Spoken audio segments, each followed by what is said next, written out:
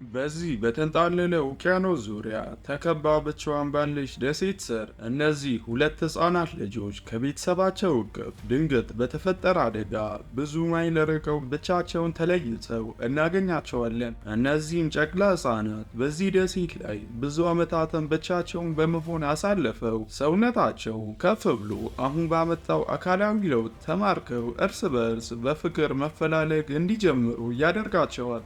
ከዚያስ ምን ይፈጠራል የሚለውን የዛሬው ታሪካችን ያስቃኘናል። ታሪኩ የሚጀምረው እነዚህ ሁለት ሕፃናት ልጆችንና መላው ቤተሰባቸውን የጫነች መርከብ በፓስፊክ ውቅያኖስ ላይ ከፍ ብላ እየተንጎማለለች እያስመለከተን ነው። የአንደኛውም ሕፃን ልጅ ስም ሪቻርድ ሲሆን የእሱ አቻ ጓደኛ የሆነችው ደግሞ ኤሚ ትባላለች። ሁለቱም ያጎት ልጆች ሲሆኑ በመሃላቸው ያለው በዕድሜ ጠና ያለው ሸበቶ ሰው የሪቻርድ አባትና በመርከቧ ውስጥ ለተጫኑ ተሳፋሪዎች ሁሉ ምግብ የሚያቀርበው ደንበኛ ሼፋቸው ፓዲን እንመለከታለን። በቅጽበትም ከመርከቧ ታችኛው ክፍል በፍርግርጉ ሽንቁር ዓይንን የሚያጨናብስ የትየለሌ ጭስ ተዛምቶ መርከቧን ይጋርዳታል።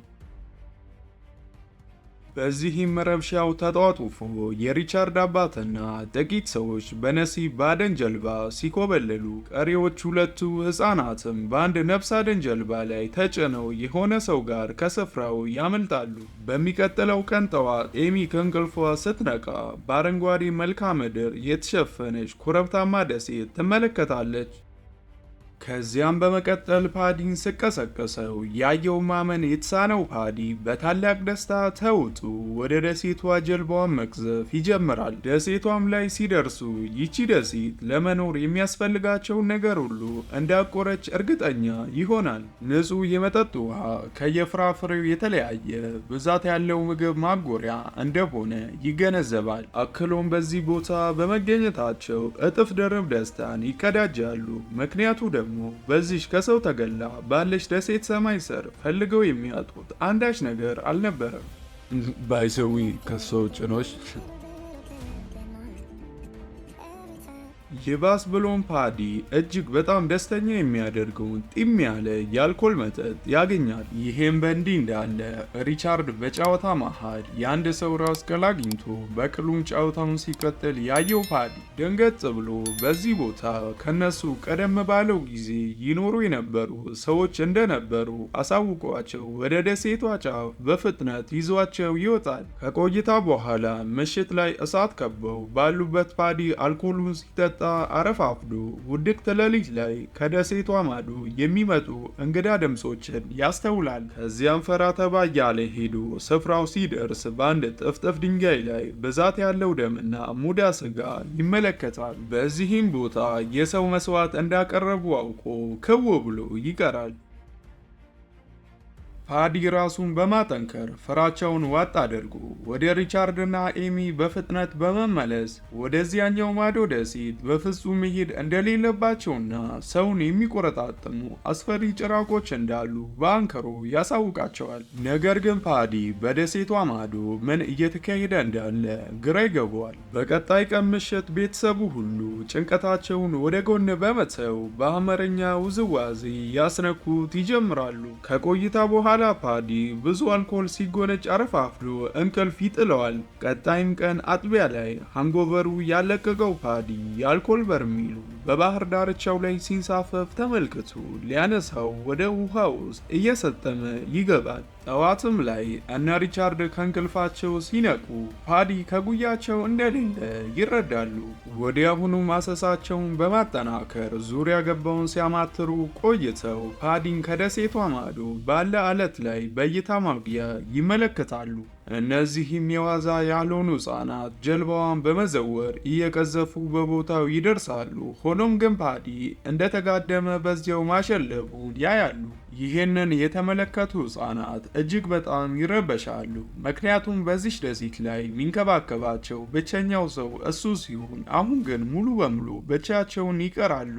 ማታ ላይ ቁጭ ብለው ሲያወሩ ኤሚ ለወንድሟ እዚች ደሴት ላይ መኖር እንደማትፈልግና በቶሎ መሸሽ እንደምትፈልግ ተነግረዋለች። ከዚያም ጠዋት ላይ ጀልባውን አሰናድተው እቃቸውን በመሸከፍ ወደ ሌላ ስፍራ ሪቻርድ እየቀዘፈ ሄደው አንድ ደሴት ላይ ይሰፍራሉ። ፓዲ እንዴት ተርፈው መቆየት እንዳለባቸው ባሰለጠናቸው መሰረት የሚያርፉበትን ጎጆ ይቀልሳሉ። በዚህም ደሴት ረጅም ዓመት ብቻቸውን አስቆጥረው የወጣትነት ዕድሜ ላይ ሲሆኑ አሁን ባለው አካላዊ ለውጥና ባህሪ የሁለቱም ስሜት እየተቀየረ እርስ በርስ መሸፋፈድ ይጀምራሉ። ይሁን እንጂ ስለተለያየ ጉዳይ ምንም አይነት ዕውቀት ያስተማራቸው አካል ባለመኖሩ የሚያውቁት አንዳች ነገር ቢኖር ከራሳቸው ማወቅና መቃረምን ነው።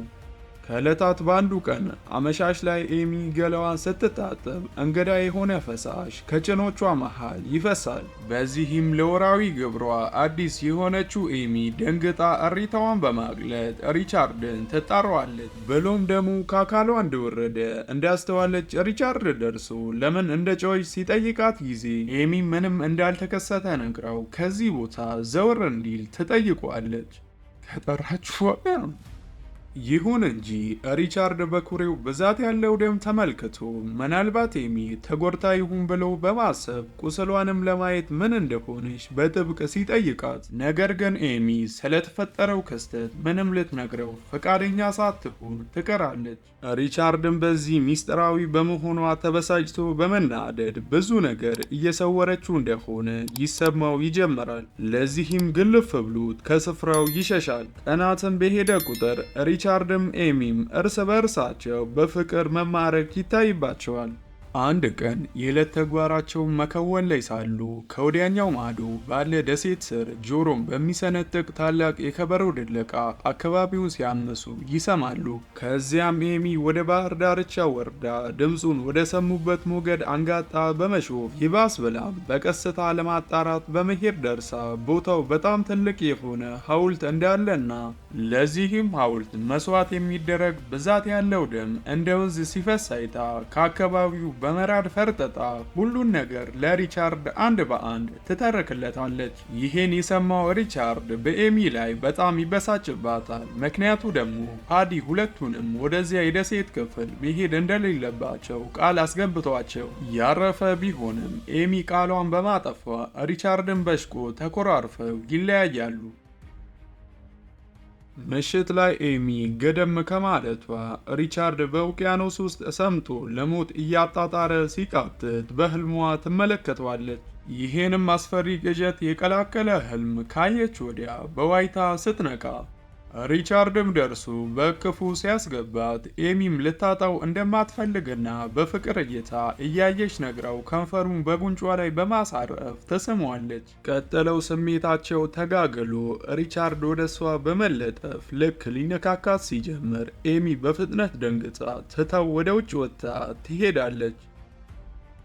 በመነጋታውም ጠዋት ኤሚ ሪቻርድን ልታናገረው ስትሞክር ሪቻርድም ሆድ ብሶት በእኔ ስሜት ላይ ነው የምትጫወች በማለት ቤቱን ጥሎላት ይወጣል። ይባስ ብሎም አንድ ቋጥኝ ጀርባ ተቀምጦ ሆያ ሆዬ ሲመታ ተመልክታ ጭራሹኑ ሪቻርድ ምን እያደረገ እንዳለ ምኑም አልገባሽ ይላታል። ከዚያም ሪቻርድ ብስጭት ብሎ ለምንድነው እኔ ሳላይሽ ተደብቀሽ በጸጥታ ምታይኝ ብሎ ይጠይቃታል። ኤሚም ቀበል አድርጋ አንተስ ብትሆን እኔ ልብሴን ሳለብስ እርቃኔን ስሆን እንደምትመለከተኝ የማላቅ ይመስልሃል እንዴ በማለት አፉን ታስይዘዋለች።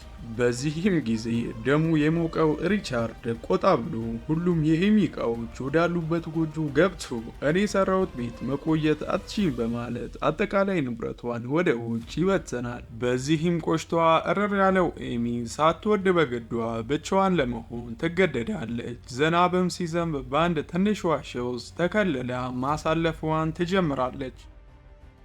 ከዝናቡም በኋላ ኤሚ አበባ በመያዝ ወደ ቀድሞ ሐውልቱ ጣዖት ሆኖ ወደሚያገለግላቸው አምላካቸው በመሄድ ለእኔም መብቴ ይሰጣል ብላ በማመን አበባ አስቀምጣ ጸልያ ስትመለስ በውቅያኖስ ውስጥ ያለ ቆዳው መርዛማ የሆነ አሳ ረግጣ ክፉኛ ሕመም ላይ ትወድቃለች። በዚህም ውጥረት በነገሰበት ጊዜ ሪቻርድ ኤሚ በትናፍቀው ለብዙ ቀናት ሳያያት ይሰነብታል። ስለ እሷም ማሰብ ማቆም ባለመቻሉ ሊያገኛትና ሊያያት በመፈለግ ዋሻው ድረስ ሄዶ ሲመለከት ኤሚ በህመም እየማቀቀች እንዳለች ይመለከታል። ከዚያም ምን ደርሶባት እንደሆነ ሲጠይቃት ጊዜ ኤሚ እግሯ በውቅያኖስ ውስጥ መርዛማ እሾህ ያለው አሳ ረግጣ እንዲህ እንደሆነች ተነግረዋለች። አክላም አሁኑኑ አምላኳ ወደ ሆነው ሐውልት እንዲወስዳት ትማጸነዋለች። ሪቻርድም እቅፍ አድርጎ በመያዝ ወደ ሐውልቱ ሲወስዳት በመሃል ኤሚ ራሷን ትስታለች። ሪቻርድም ኤሚ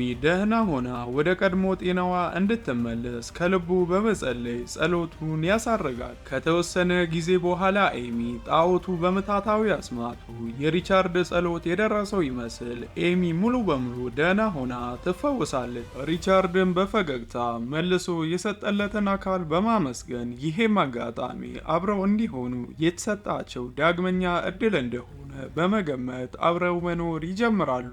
አንድ ቀንም አብረው መመገብ ላይ ሳሉ ኤሚ በሪቻርድ ከንፈር ላይ የነበረ ፍሬ ለማንሳት ቀርባ በመነካካት በዚያው ከንፈር ለከንፈር ተጎራርሰው በመውደቅ አለማቸው ይቀጫሉ። ከዚያም የደስታ ከፍታ ላይ ወጥተው በማየታቸው በቀን ደጋግሞ ብዙ ጊዜ መደሰትን ይጀምራሉ። በዚህም መንገድ በዚች ደሴት ላይ ብዙ ዓመታትን ያሳልፋሉ። ይህ በእንዲህ እንዳለ አሁን ላይ ሪቻርድ ኤሚ ለሱ ምንም ጊዜ እየሰጠችው እንዳልሆነና ይባስ ብሎም ሪቻርድ ኤሚ እየጠላሽኝ ነው በማለት ይጠይቃታል። ኤሚ መልሳ ያ እንዳልሆነና ሰሞኑን ስሜቷ ወዲያው እንደሚቀየርና ምትበላው ምግብ ሳይቀር ሽቅ ብያላት በሆዷ ውስጥ አንዳች ነገር እንዳለ ይሰማኛል በማለት እጁን በሆዷ ላይ ታሳርፋለች። ከዚያም በሆዷ ውስጥ ከሷ ቁጥጥር ውጭ የሆነ የሚገላበጥ አዲስ አካል እንዳለ ያስተውላሉ። ሪቻርድም አይቷት ሆዷ ህቡ በሆነ መልኩ ሲላወስ መልስ የሌለ ጥያቄ ያድርበታል። ሆኖም ግን ኤሚ የጸነሰች ሲሆን ነገር ግን ረዥም ዓመታትን ከሰው ተለይተው ብቻቸውን ያሳለፉ እነዚህ ፍቅረኛሞች እውነታውን አይረዱትም። ይባስ ብሎም ሪቻርድ ወደ ደሴቷ ማዶ ሄዶ የጎሳው ሰዎች የአንድን ሰው አንገት በመቅላት ለትልቁ ጣዖታቸው መስዋዕት እየሰጡ እንደሆነ በቅጽበትም አይቶ በመራድ አካባቢውን ለቆ ወደ ኤሚ ይፈረጥጣል። በሌላም በኩል ኤሚ በሆዷ ያለው ጽንስ ህመሟን አክብዶባት ብቻዋን ፍዳዋን እየበላች ሪቻርድ ደርሶ ይረዳታል። ለካ ይሄ ሁሉ እየሆነ ያለው ኤሚ መውለጃ ጊዜዋ ደርሶ የነበረ ሲሆን እናም ከጥቂት ቆይታ በኋላ ልጇን ታቅፋ በደስታ ወደ ጎጆአቸው ይመለሳሉ። በኋላም የልጁን ለቅሶ ሰምተው ምናልባት እንደተራበ በማሰብ ምግብና ውሃ በማቅረብ ያባብሉታል። ነገር ግን ሪቻርድና ባለቤቱ ኤሚ በዚህ ሰዓት የሚያስፈልገው ነገር ከምግብና ውሃ ባሻገር የእናት ጡት እንደሚያስፈልገው ይዘነጋሉ። አሁንም ማልቀሱን ሲቀጥል ኤሚ እቅፏ ውስጥ ስታስገባው ምግቡን ራሱ ጨቅላው ፈልጎ ከጡቷ ይመጣል። ከዚያም በመቀጠል የልጃቸውን ስም ፓዲ ብለው ይሰይማሉ። ምክንያቱም ደግሞ ፓዲ ብዙ ጊዜ በአይነ ህሊናቸው እየመጣ ስለሚናፍቃቸው ነበር። በዚህም ደሴት ላይ ሰላማዊ ህይወታቸውን አውጀው ዓመታትን ካሳለፉ በኋላ ፓዲም አድጎ ይንቀሳቀሳል። ሪቻርድ ቤተሰቡን በመያዝ መጀመሪያ ከፓዲ ጋር ሆነው ወደ ረገጡበት ደሴት ፍራፍሬን ለመልቀም ይሄዳሉ። እዚያም ሲደርሱ ቦታው ባሉ ፍርስራሽ ዕቃዎች የልጅነት ጊዜ ትውስታቸው መለስ ብለው በሀሳብ ይቃኛሉ። ልጃቸው ፓዲም ከአንድ ድንክ ተክል አጠገብ ቆሞ መርዛማ ፍሬዎቹን መርጦ በመቅጠፍ ሰብስቦ ለጨዋታ ጀልባው ላይ ይከምራል። ነገር ግን ኤሚ የልጇን ድርጊት ሳታስተውል ትቀራለች። በመቀጠልም ፓዲ ወደፊት ተጉዞ በመሄድ ሪቻርድን እየተጣራ ጀልባው ላይ ይሳፈራል። ሪቻርድም ከጥቂት ደቂቃዎች በኋላ ፍራፍሬዎችን ይዞ በሩጫ ሲመለስ ጀልባዋ ከባህር ዳርቻው ራቅ ብላ ተመልክቶ በፍጥነት እየዋኘ ሲቀርባቸው ድንገት ሪቻርድ ከጀርባው ያልታሰበ ጥቃት ይከፈትበታል። ጥቃቱን የከፈተው ግዙፍ ሻርክ ከኋላው ሲደርስ ወዲያውኑ ሪቻርድን ለማዳን ኤሚ በሻርኩ ላይ መቅዘፊያ በትሯን በመጣል ሀሳቡን ትሰርቃለች።